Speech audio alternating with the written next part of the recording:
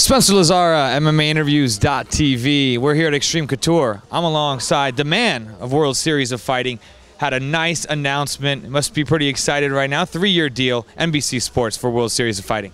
Right, yeah. We're very excited, the team and I, and very thrilled to be part of NBC Sports Network, and the fact that such a great network for our guys to, and a big stage for our guys to showcase their talent and their skills. So, yeah, no, we're very excited about the partnership.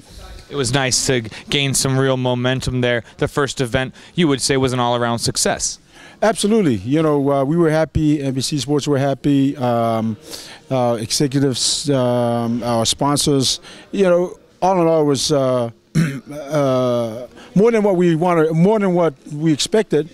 And of course, there's still a lot to learn, and a lot of things here and there, minor things to tighten up on. But that's part of what we do. It's you won't learn unless you make mistakes, and so now we're very excited about it. So Atlantic City, March 23rd. Then you'll be back in Vegas. You've got Andre Arlovski versus Anthony Johnson looking to be the main event. Pretty crazy. Anthony Johnson all the way up at heavyweight now. Four weight classes up. We were talking about. Yeah, that's right. Anthony. I think this came about because right after Anthony's success in our first event at 205, and the fact that he had been very explosive and very strong at 205. I think that was his third fight at 205, and he's won 3 back-to-back, and again he looked amazing that night. And so I think one of the reporters had asked him a question, if you thought about being at heavyweight. He said, yeah, that's not it's a possibility. And then I think another reporter said something about what about Anthony Arlovski? And and I'm sure Anthony said at heavyweight, I'm sure that's that fight could happen as well.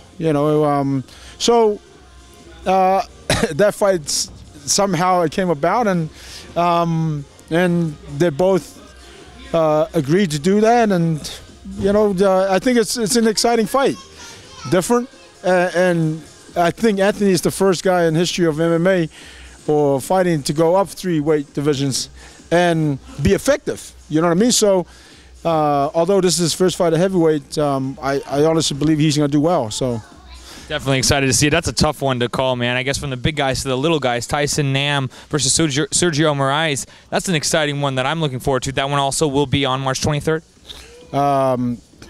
Yeah, Marlon is, Marlon Moraes showed that he's a contender to or a fighter to be reckoned with.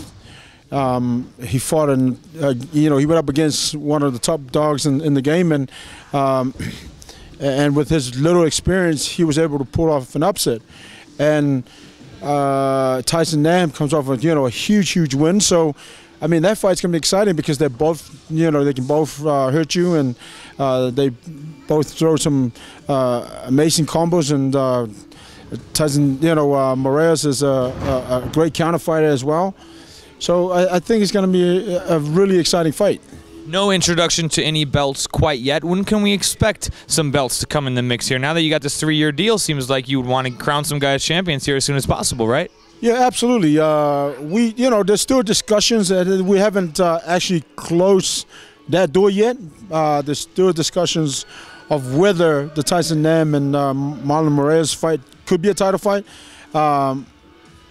And there's also a discussion of maybe leaving it until the 3rd event and then look at doing a title fight. And maybe on that 3rd event we could crown maybe 2 title fights, maybe one of the heavyweights as well as one of the lightweights. But that being said, I think we'll probably make that final decision within the week or so. Yeah. And some other talent you've got, Tyrone Spong. Are a lot of these? I know fighting some kickboxing, I think, coming up. But is he and most of the guys are exclusive contracts, or you kind of have open contracts where they can fight elsewhere? Or is he just one of the guys that can fight kickboxing? Well, he's, for example, Tyrone has a different situation because, he's a kickboxer originally and wants to break out into MMA. And so and he still wants to continue fighting at kickboxing, and so we allowed for him to do that because he makes some great money also from fighting in the kickboxing world. So that's not a problem. It's funny. I just talked to him at the UFC event, UFC 156, and he was like, "Man, I wish I was fighting on the 23rd on our card." But he's fighting the same night in London, and so. He's definitely going to be be on the June card. So, again, another exciting fighter, and we love to have him compete and fight anytime. So every 2 months, 3 months is kind of what you're looking at. How many shows a year do you want to do? Well, we have the deal. We have 6 fights minimum, so we could do anything between 8 to 10. We just got to, again, I've said this from the beginning. There are 6 shows that's already been said, and actually 8. But that being said, we just got to find the timing and make it work. The deal has to obviously give you some leeway in terms of now you can sign more guys and get more depth in all of your divisions, right? That's right. Before, we all, there was a lot of discussions, and the reason why it took so long too, because people were wondering, what was going on. But we were coming up to the holidays, and so nothing really works, especially in the corporate world, around the holiday times, and so decisions are made. So we pretty much had to kind of wait, and so now that absolutely right now the deal is said and done, and it not only is comfortable for us to know that we have a huge partner like NBC Sports Network, and so now we can, like you said, sign more guys and more depth into in our roster and signing more fighters. What other fights can you tell us are on the card or maybe in the works? There's I think I said Paulo Filho is fighting David Branch. Berkman. Josh Berkman is who's he fighting? I know it's just Rafael. You said that's right. It's Ryan. I don't know how to pronounce his last name. Rafael. Undefeated guy. You said. Yeah, that's right. I think he has a record of 8-0.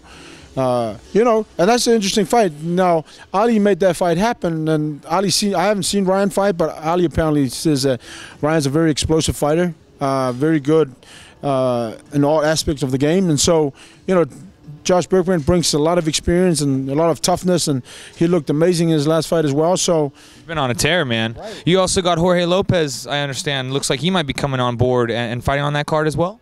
No, he won't be on that card, but that's not a finalized contract either. There's still some uncertainty in that situation at the moment. So that's not finalized, and 100 billion% I can tell you he's not on the card in March.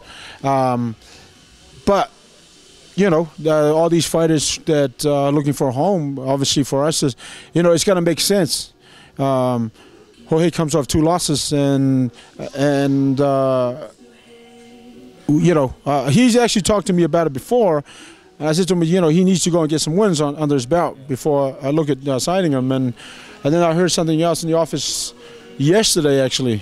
And I said, well, let's discuss this and sort it out. But George is he's a great fighter as well, and he's very explosive. I see him in the gym, and he's got all this talent. Just needs to stay active. But he just needs to transform that talent into the cage, and make it happen in there and stay active. Absolutely. I mean, the kid is, a lot of talent, very talented.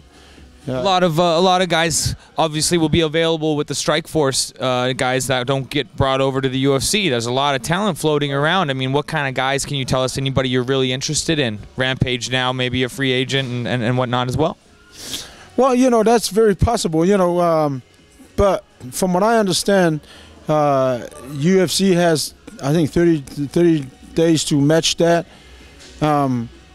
And I don't think, we're at a point where we can go and, and play with that kind of money. You know what I mean?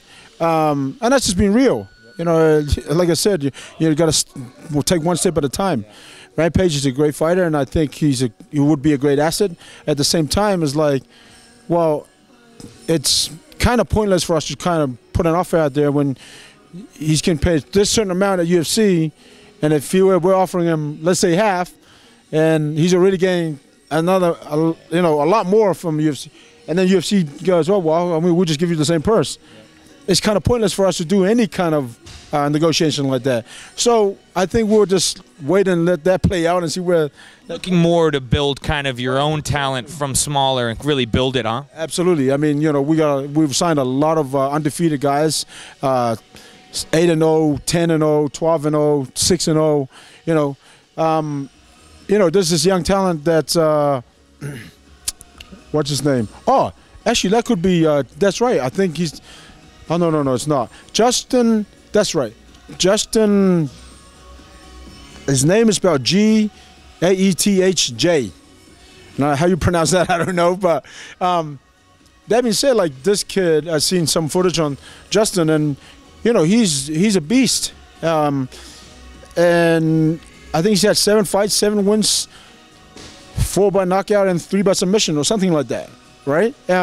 So these are the guys that it's the future of the sport. And so we want to be able to build our own talent, you know what I mean? And that being said, listen, we would love to have Rampage. But, you know, it's just time. That's in the cards right now, yeah.